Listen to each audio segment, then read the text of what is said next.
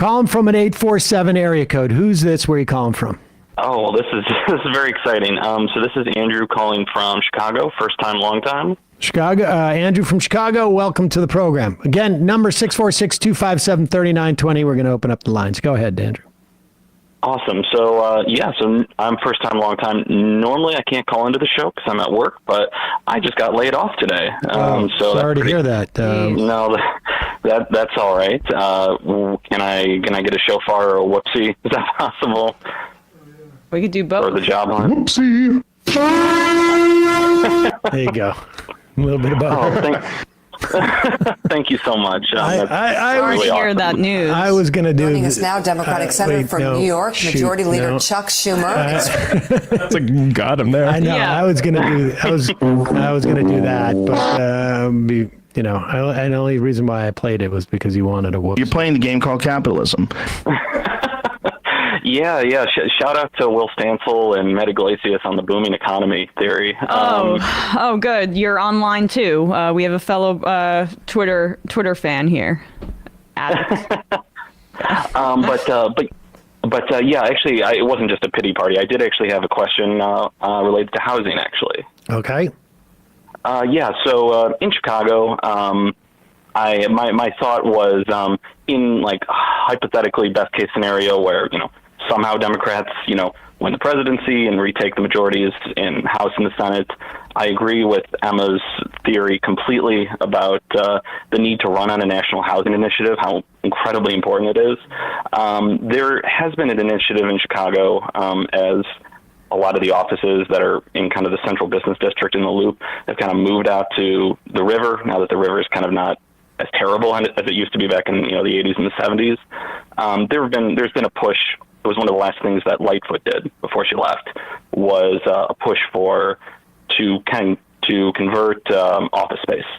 I know there's been a lot of talk about that, but convert office space from vacant offices to now residential units. And I think the cost, they were talking about it, and I think Johnson, the new mayor, has been skeptical about it for, I think, good reason. The talk was maybe 1,600 units across, 5 or 6 office buildings that are mostly vacant, requirement for like 30%, 33% affordable housing. But the price tag on that was going to be almost $250 million in subsidies. And, each project, for example, $150 million to do the whole renovation, and they were asking for $90 million from the city. And the developers, I imagine it's just a bargaining chip, but they're saying, we're not going to do this unless we get these benefits. And my thought was, I mentioned, hypothetically, best case scenario, the Democrats all get reelected. If they can find a way to realize how important this is and do actually try to put forward a housing bill, I mean, this is proposed by Lightfoot. I think we'd all like AOC's, ideal version of repealing the Fair Cloth Amendment and just directly building the housing. Wouldn't that be nice? But I think it'll probably be something like this. So my question was, at what point is there a cutoff? Is that a good investment because it is housing? Is that should we spend that much money, even though it is housing, even though it will provide affordable housing? Should we really spend the money like that? I think, we've been talking for a little bit about getting some experts on, and this is more of a question, I think, of an expert, because I know, at least anecdotally speaking, and just from like more casual conversations I have with people, that the cost of converting office space to residential is really, it may be like cheaper just to knock the building down and rebuild another one. Because remember when we were making fun of? I remember growing up and we were making fun of China for building all this house. And I'm not passing judgment one way or the other of how that worked out. When you were younger, that's what you were doing. You were making fun of China. That's what the news was doing. Okay. All right, and it's now we've built all these office towers and we can't use them, and it'd be better to just knock them over and build something people can use. It's great. So like that to me is really the fundamental question, right? Like, is it worth it to convert these buildings, or just simply like tear them down and build new ones that are residential? And then it becomes a question of like, how do you signal both to the real estate, how do you signal to the real estate owners that we're not coming to save you, Yeah. But them also being aware that they're coming to save us in one way or another, and that puts them in a good negotiation position. I don't know. I don't know what the answer to that is. I feel like that's more of like we need to get somebody in here who really does that type of work. I mean, I'm agnostic on the question beyond like, what's the cost, but also what's more likely to happen. Right? Like sometimes, I mean, the fact is that sometimes you need to, in the system that we have now, it is very unlikely to me that any politician is going to say, we're taking this building via eminent domain. We're not going to pay you any subsidies for it. We're taking it based on eminent domain. We're going to give you the value of the place. This building that you can't rent, we're going to give you the value of it, but we're taking it and we're building housing.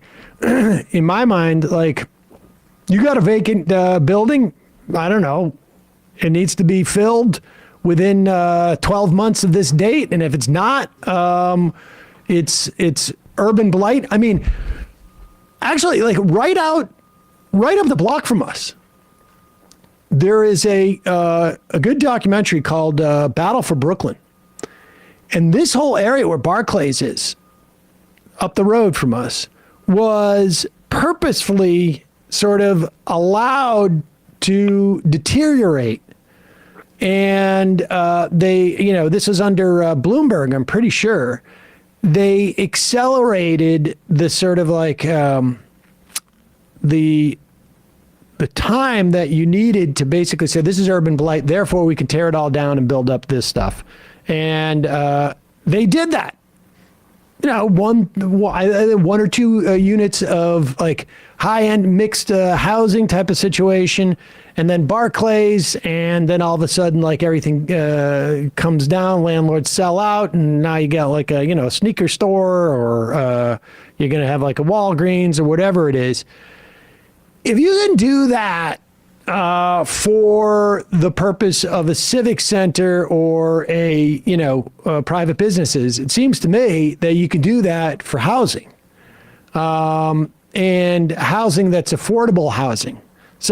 But this is all gets into sort of like a level of specificity and technical knowledge that I don't have, and I imagine it's probably different city to city. You know what I mean? In terms of like the value, like what's the best way forward. But if it takes paying off some real estate people, and that's the sort of like the straightest shot forward to getting public housing for people, okay, that's what it takes. So I don't know, but we need to talk to somebody. For sure. I appreciate the call. Awesome. Yeah, thank you so much. Bye-bye now. Thanks so much.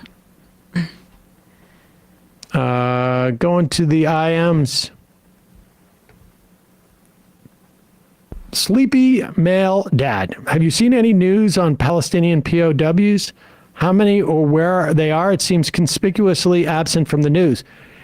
I mean, that is, it's weird. I've heard a lot about random Palestinian men being rounded up, stripped, and put into camps. And they're putting writing numbers on them to identify them. But I have not, and then they turn out to not be, I have not heard much by way of POWs. That is, I think, we have heard there have been reports of abuse and also claims of sexual assault from prisoners that have left. I think that might be in the West Bank. But in terms of in Gaza, I just think they're killing a lot of people. Like I don't know how many POWs are surviving, basically. It would be my guess. Steamboat's Willie. Great tragedies happen across our nation every day, and often we feel powerless to stop them. It can be quite demoralizing. So anyway, the Super Bowl was yesterday. I know. Iowa Ryan, that border bill was going to take UNRWA money for the border ball. I just read that yesterday and was somehow surprised. For the border wall. Yes, that part of the bill is dead, I believe. I don't know. Do we really even know what the bill that they passed yesterday? I should say they didn't vote for the bill yesterday. They voted for a preliminary bill that was supposedly going to give them an idea of where everybody was going to vote. And it looks like it's going to have 2/3 support in the Senate. But we don't know what it is yet. Yeah, I think it's basically like a composition of like what would be that bill without the border security planks in it. But it's mostly to just open up it's the rule to open up argument and amendment processes. And so we don't know exactly what the bill is, but we have a sense of like what would be in it, but not the text, I think, right, specifically. and what the vote would be.